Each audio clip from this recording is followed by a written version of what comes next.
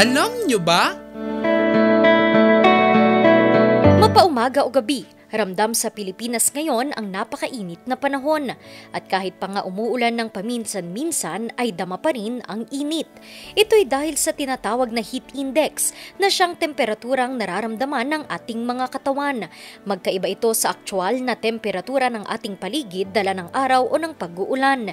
Iba rin ang heat index sa tinatawag na humid o halumigmig sa Tagalog. Ito naman ang temperatura ng hangin depende sa water vapor o singaw. Kapag naghalo ang dalawang ito, nalalaman ng heat index na maaring maramdaman ng ating katawan. May mga klasifikasyon ang heat index. Ang 25 hanggang 27 degrees Celsius ang normal na heat index sa bansa. Nasa danger category naman na ito kapag pumalo na sa 41 hanggang 54 degrees Celsius.